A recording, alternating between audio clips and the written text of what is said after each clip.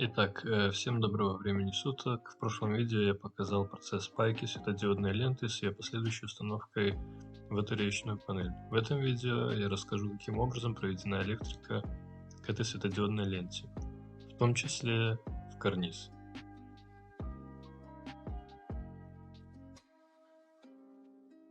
Так, все начинается вот отсюда. Сюда подходит 220 вольт. Дальше происходит разветвление трехжильного провода на 2. Вот этот вывод, это будет трековая система в будущем установлена здесь. В штробе идет скрытый провод на 220, он идет сюда, затем вниз к блоку питания. Блок питания можно выводить в любое место. Я вывел сюда, потому что здесь будет стоять мебель, за которой будет он скрыт. Закреплен он будет на стене. Далее, вот этот провод 220 вольт, он сюда подходит и идет к блоку питания, потому что в сети у нас переменное напряжение, переменный ток, в светодиодной ленте используется постоянный ток. В частности, здесь у меня реализовано 24 вольта напряжения. Итак, здесь дополнительно, можно было соединить напрямую к блоку, но здесь дополнительно встроен беспроводной выключатель для того, чтобы отсекать ток переменный от блока питания и избавиться от механического выключателя, чтобы можно было его поставить в любое место на любой стене.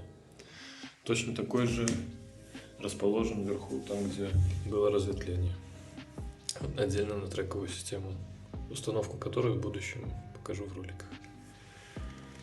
Так, дальше у нас, получается, идет блок питания, преобразуя переменный ток в постоянный напряжением 24 вольта. Здесь у нас идет две отдельные системы. Вот это первое разветвление. Оно идет на светодиодную ленту на карнизе. Вот. Это идут плюс-минус. Сюда это маленький контроллер управления, Bluetooth контроллер управления светодиодной лентой карниза, позволяющий с помощью телефона менять настройки светодиодной ленты, цветовую температуру, режимы, бегущий огонь и прочее.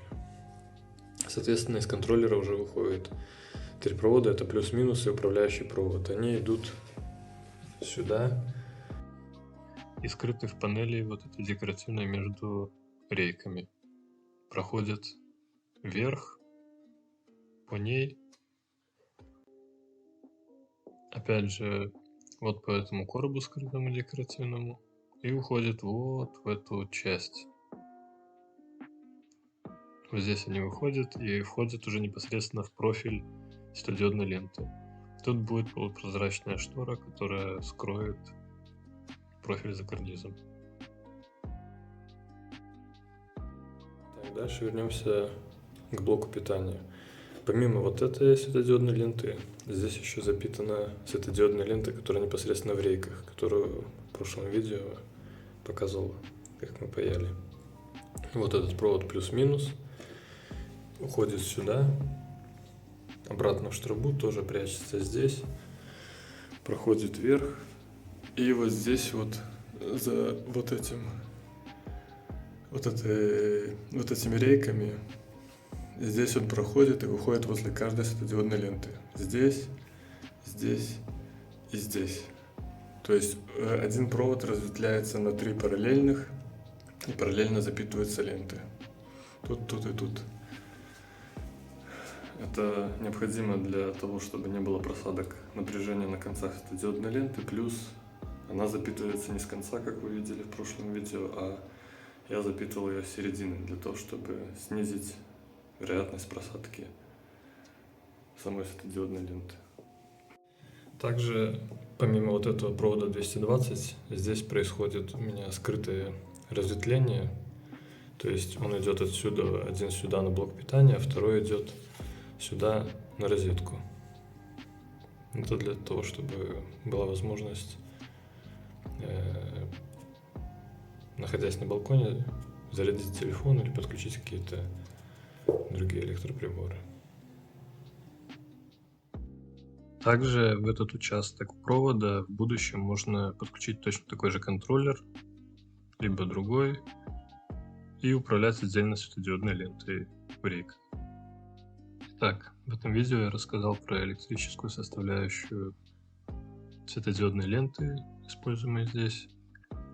В следующем видео расскажу про установку трековой системы. Всем спасибо за внимание.